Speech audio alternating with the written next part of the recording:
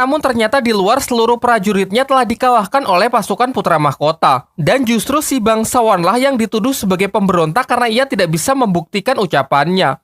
Di malam harinya, wasit pertandingan, sebut saja Master Krisan, mendatangi kediaman Akademi Sri Lanka. Diketahui kalau Master Krisan adalah master roh dengan 9 cincin yang memiliki kekuatan roh pelindung berwujud bunga krisan. Diceritakan kalau ia sangat tertarik dengan Dai Mumbai, karena ia tahu kalau Dai Mumbai sebelumnya telah memakan tanaman dewa berupa bunga krisan pemberian dari Tangsan. Dengan alasan itulah ia ingin menjadikannya sebagai murid.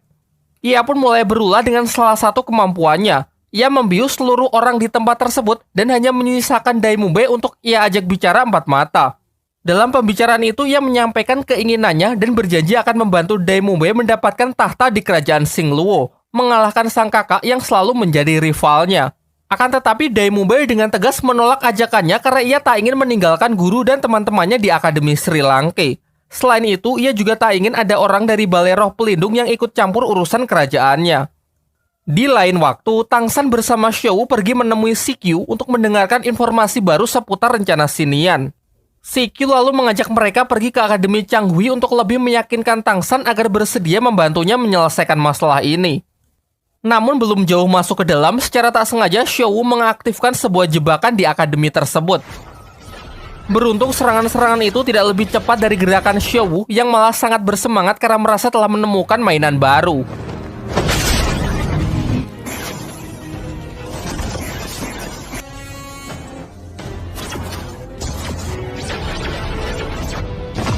Terlebih lagi di saat terkepung, ia juga masih memiliki kemampuan teleportasi layaknya Rinnegan milik Sasuke.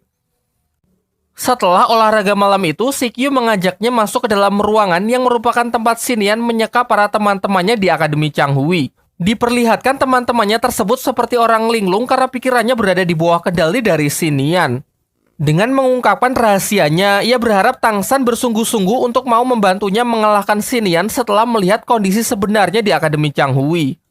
Singkat cerita, tim Sri Lanka pun berhasil masuk ke final setelah kemarin mengalahkan Akademi Changhui. Mereka pun bergegas berangkat menuju kerajaan Balai Roh Pelindung karena pertandingan dari final turnamen ini akan diadakan di sana. Sementara itu, Pak Kepala Akademi yang sudah lebih dulu berangkat telah sampai di kota Roh Pelindung dan bermaksud mengurusi segala administrasi yang diperlukan untuk tim Sri Lanka. Namun para penjaga tak mengizinkannya masuk karena harus menunggu tim yang bersangkutan datang. Tak lama setelah itu datanglah Master Krisan yang melobi para penjaga sehingga Pak Kepala Akademi diizinkan masuk. Di sisi lain, Hulena pergi menemui ibunya yang tak lain adalah Bibi Dong, pemimpin di Balai Roh Pelindung. Dari pembicaraan mereka terungkap bahwa Hulena sebelumnya telah mendapatkan misi untuk mengambil alih identitas putra mahkota dari kerajaan lain. Pada awalnya, ia mengincar posisi dari Dai Mumbai sebagai pangeran kerajaan Singluo. Namun rencananya tidak berjalan lancar karena status Dai Mumbai yang seakan menjadi pangeran buangan yang tak akan ada harapan untuk meneruskan tahta. Serta selain itu adanya kakak Dai Mumbai yang jauh lebih kuat darinya. Hingga pada akhirnya ia memilih putra mahkota kerajaan Tiando untuk ia taklukkan. Akan tetapi di sini terlihat Hulena sangat emosi karena merasa perjuangan dan pengorbanannya selama ini sama sekali tidak dihargai. Singkatnya, di akhir pembicaraan Bibi Dong memberikannya hadiah berupa siluman roh berusia puluhan ribu tahun sebagai cincin roh keempatnya agar putrinya tersebut bisa naik tingkat menyaingi Tangsan. Di waktu yang bersamaan, kelompok Tangsan juga telah sampai di kota kerajaan Balai Roh Pelindung. Di depan gerbang terlihat Master Krisan yang sudah menunggunya. Ia lalu meminta izin untuk membawa Tangsan karena pemimpin Balai Roh Pelindung ingin menemuinya. Singkatnya, Tangsan pun menurut. Master Krisan mengatakan bahwa ia hanya akan mengantarnya sampai luar ruangan, sehingga Tangsan harus berjalan masuk sendiri menemui Bibi Dong. Di dalam, ia sempat bertemu dengan Hulena yang menunjukkan kalau dirinya juga telah memperoleh cincin siluman roh berusia puluhan ribu tahun. Setelah kepergian Lena, ia pun akhirnya bertemu dengan Bibi Dong. Tangsan. Dengan kekuatannya, ia mampu menekan Tangsan dan memaksanya untuk menunjukkan kekuatan dari roh pelindungnya, termasuk roh pelindung yang selama ini ia rahasiakan, yaitu Palu Huotian. Setelah mengetahui hal itu, Bibi Dong pun semakin yakin kalau anak di depannya adalah putra dari Tang Hou, musuh bebuyutan dari Balai Roh Pelindung. Namun untuk saat ini, ia masih belum berniat membunuh Tangsan, dan malah melepaskannya pergi sambil mengatakan sampai jumpa di pertandingan. Selepas pembicaraan itu, di luar Master Krisan sudah menunggunya.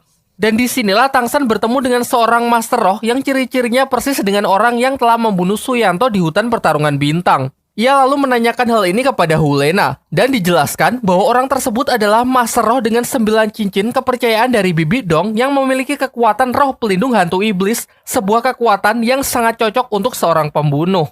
Tangsan pun langsung menyampaikan kecurigaannya kalau si hantu iblis adalah seorang pengkhianat yang memiliki rencana jahat. Namun sebelum ada bukti yang jelas, Hulena belum bisa mempercayai hal itu sepenuhnya. Ia lalu meminta Tangsan untuk menyelidikinya lebih lanjut, dan sebagai gantinya ia akan meminjamkan kartu perpustakaannya kepada Tangsan. Karena kebetulan Tangsan ingin pergi ke perpustakaan Balai Roh Pelindung untuk mencari arsip mengenai kisah cinta Bibi Dong yang diceritakan dulu pernah Chinlock dengan Master Xiao.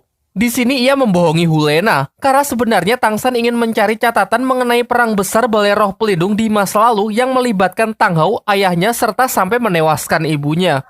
Dalam perjalanan ke perpus, mereka sempat bertemu dengan Siyu, ketua Akademi Balai Roh Pelindung yang memiliki kekuatan berupa belati bulan sabit.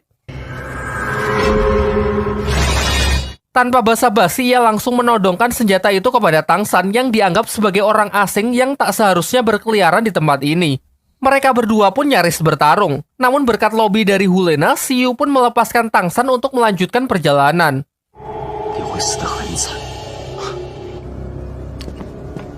Sementara itu, Master Xiao yang merasa khawatir dengan Tangsan menyusulnya pergi ke tempat Bibi Dong. Hal ini membawanya bertemu kembali dengan sang kekasih lama yang sekarang menjabat sebagai pimpinan tertinggi dari Balai Roh Pelindung. Dalam pertemuan singkat mereka, terlihat Bibi Dong yang nampaknya masih memiliki perasaan kepada Master Xiao. Nampaknya posisi ini tak membuat Bibi Dong merasa bahagia sehingga ia meminta agar Master Xiao kembali untuk bersama-sama membangun Balai Roh Pelindung menjadi yang terkuat di dunia dahulu. Sayangnya Master Xiao yang sudah lama memendam perasaannya dalam-dalam menolak tawaran tersebut karena merasa kalau jalan yang mereka pilih kini telah benar-benar jauh berbeda.